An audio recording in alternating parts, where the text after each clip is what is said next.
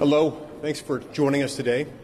We're here today to talk about legislation to remove the antitrust exemption that's long been enjoyed by Major League Baseball. It's important to remember that this exemption was created from whole cloth by the Supreme Court 99 years ago. In an opinion authored by Justice Oliver Wendell Holmes, Jr., the Supreme Court said that Major League Baseball simply would not be covered by our antitrust laws. That means that this exemption never saw the light of day in Congress. It was not put in place legislatively. It is a distinctively legislative decision. It's not a ruling that enjoys any support either from the statutory text or anything in the Constitution. We have to remember the reason we have antitrust laws to begin with. We have them because we want to protect competition. Competition is good because we found over time that competition tends to bring down prices and it tends to increase quality. When we allow people to collude, to engage in activity to enhance and perpetuate their own market dominance and defend their own monopolistic position, competition itself suffers, and especially consumers suffer. So if we are going to deviate from the norm established by our antitrust laws, those deviations need to be considered and carefully weighed and balanced, and they need to be ultimately enacted by Congress, not simply put in place by the Supreme Court. Now, yes, this is precedent. It's precedent that has been in place since 1922.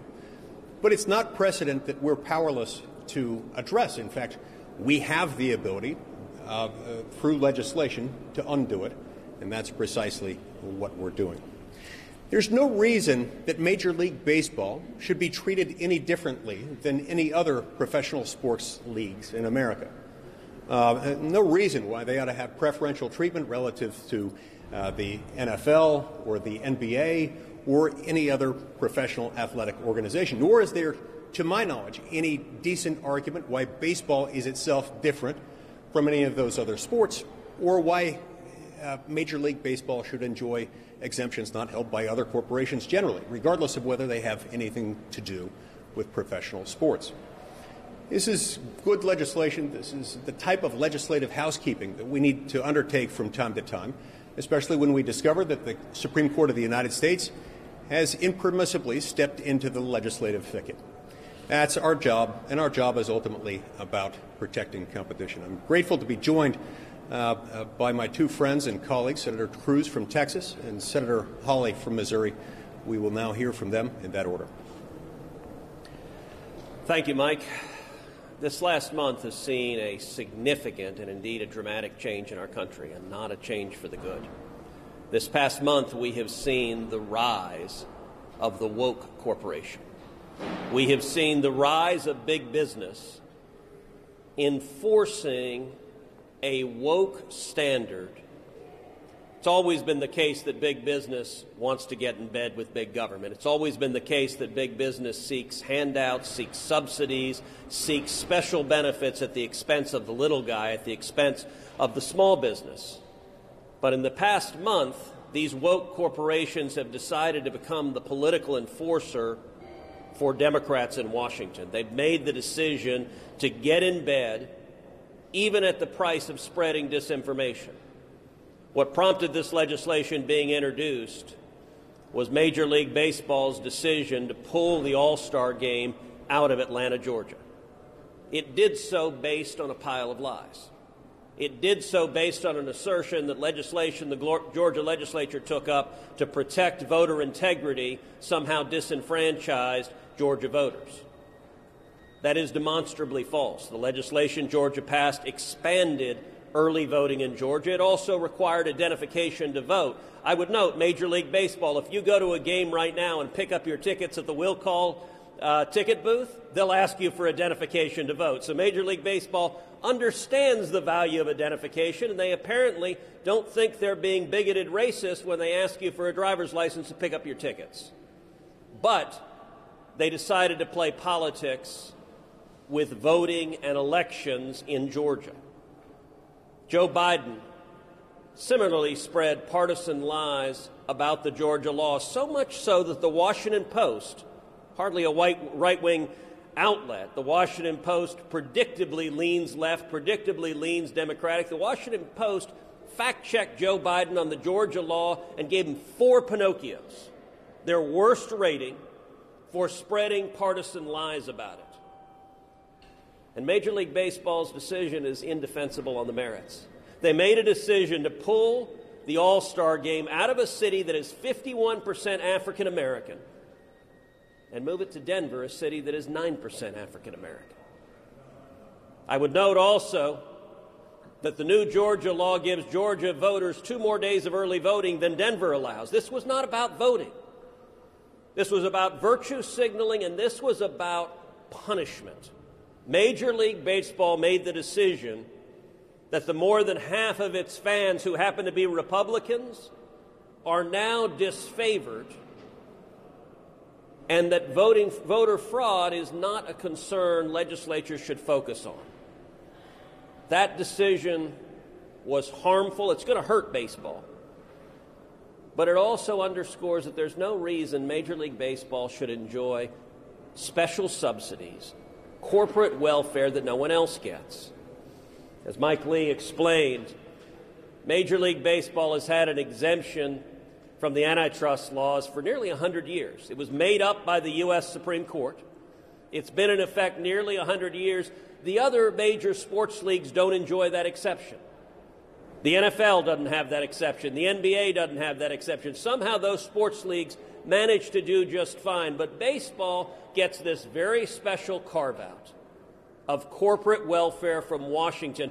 They don't have to play by the same rules everybody else does. And we're standing here today to say Major League Baseball should have to play by the same rules. And if they're going to play partisan enforcer, they shouldn't expect to see special goodies from Washington when they are dishonestly acting to favor one party against the other and doing so in a way that is hurting thousands of small businesses in the city of Atlanta, many of which are owned by African Americans, thousands of African American workers in the city of Atlanta who are hurt by Major League Baseball's woke, dishonest decision that we're standing against.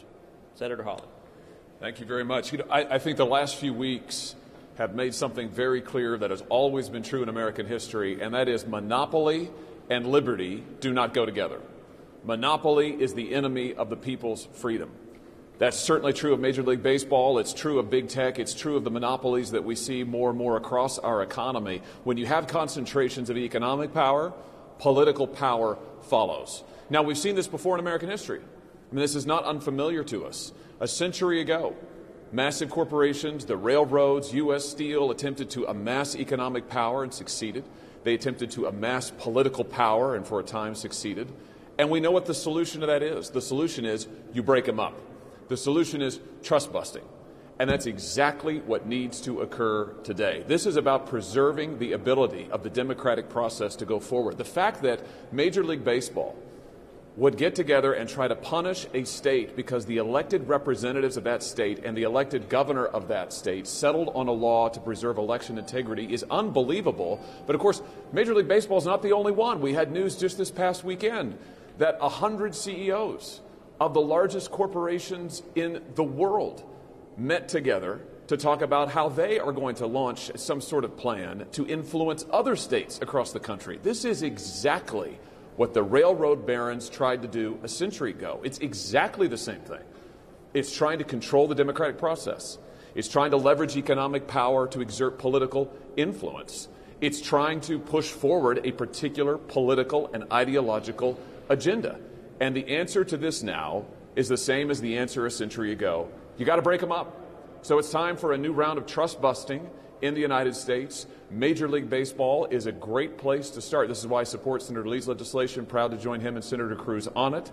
It's time that we sent a clear signal that, first of all, there shouldn't be these dramatic carve-outs in our antitrust laws, like the one the Supreme Court made up for Major League Baseball. And it's also time that we sent the signal that no corporation is above the law, that no corporation should be able to be a power and a state unto itself, whether we're talking about Major League Baseball or whether we're talking about big tech or big pharma or big banks. All of these corporations exist to serve our democracy, the people of the United States, and ultimately competition, free, open competition, is the guarantor of liberty. It's what protects the people's liberty. It's what protects our democratic process. And we've got to act now to ensure that there is that free, robust competition again in all sectors of our economy. And Major League Baseball is a great place to start. I'm delighted to join this legislation. Questions? I have a question on a slightly unrelated matter. This week, Schumer said he expects to bring forward Senator Verno's anti-American hate bill. Do you all anticipate supporting that even now as we're starting to hear that Senator Moran's bill may also or promise an amendment to it? I look forward to the support from all of our Democratic colleagues for our bill getting rid of the unfair antitrust exemption enjoyed by Major League Baseball. Look, when they acted this way, when they made this announcement about the All-Star game, my immediate thought was this is the behavior of a monopolist.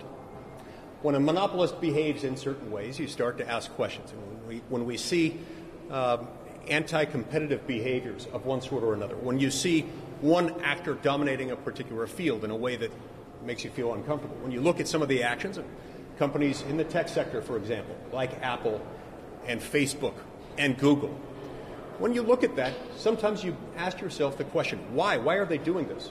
Why would they insult half of their customer base? Why would they alienate this or that entity with whom they've contracted? Very often, when we're dealing with an antitrust issue, the answer lies in monopoly status. Very often it exists in the fact that if you can get away with something, if you can maintain monopolistic control over an industry, then that empowers you to do that. It makes you feel emboldened because you lack competition. That's exactly what happened here. That's why the first question I asked myself is, why would they do this? Why would they enter into the contract with the city of Atlanta? Why would they decide to do that and alienate that many of their viewers? They lack competition. And they've enjoyed that lack of competition for 99 years due to a judicial mistake. But it's a judicial mistake we can correct, and we intend to do so. Yep. You've all noted that the NFL, NBA, NHL don't have this protection. They also don't have any leagues that rival them in the marketplace on that same level. Is the expectation that this would allow a rival league to spring up, or is it more meant as a symbolic gesture? And Senator Hawley, particularly you come from a state with two Major League Baseball teams, what's the expectation that this would mean for those teams in St. Louis? Go ahead. The short answer to your question is it's not done with the expectation or a desire to achieve a particular outcome in the marketplace. Whether or not some competitor springs up is entirely up to the marketplace and anyone potentially willing to pursue that sort of a thing. So I neither know whether that will be the outcome, nor do I have a strong opinion about whether it should or will occur. My point here is that of all of the factors that one should consider when deciding whether to form a league of any kind, you ought not have to stop and think about the fact that an existing market incumbent will be able to collude against any upstarts and engage in other behavior that would otherwise violate antitrust laws because of some kind of exemption. I would just add, Brian, I think that when you look at this, sure. When you look at this, as you rightly point out, the other major sports leagues don't have this exception for the antitrust laws. So what it really amounts to for Major League Baseball is a huge subsidy. You know, Senator Cruz mentioned this. I mean, the carve-out really represents government funding of Major League Baseball in a way that the NFL, the NHL, the NBA don't get and don't have. So this isn't about being anti-baseball. It is about being pro-fairness, pro-competition, and it's about being anti-monopoly. And there's no reason why baseball should enjoy special subsidies from this government and the American taxpayer when Congress has never voted on it, no American president has ever signed it, the Supreme Court invented it. The league is effectively being subsidized with taxpayer dollars in a way that no other league is. Why should they have that special carve-out and get those special subsidies. And I think their behavior now, this monopolist behavior that Senator Lee's talking about, really brings this issue to the fore. I mean, this is a league that increasingly wants to exert political influence and at the same time wants to get government handouts and government subsidies. They just can't have it both ways. Well, and let me point out also, you brought up both football and basketball. At various periods in history, both football and basketball have had rival leagues. That is always a potential. That is a check on behavior in the marketplace. And when it comes to Major League Baseball's exemption from the antitrust laws, that's a special benefit only baseball gets that nobody else gets. It's not just the existence of rival leagues. It's anti-competitive behavior that baseball is allowed to carry out. And that is a special subsidy. It is corporate welfare coming from Washington. And in this instance, Major League Baseball is behaving with arrogance. You know, I thought Senator Lee actually pointed it out very well. It's the arrogance of a monopolist. It's the arrogance that they're counting on the fact that their fans have nowhere to go. Listen, I'm a big Houston Astros fan. I'm happy to cheer on the Rangers as well, but I love my Astros. I'll tell you, there are a lot of baseball fans I know of who are pissed off at this move, but at the same time don't necessarily want to turn off the TV and stop watching sports. And the monopoly power they have, they're counting on the fact that their customers are stuck, that they can't go anywhere.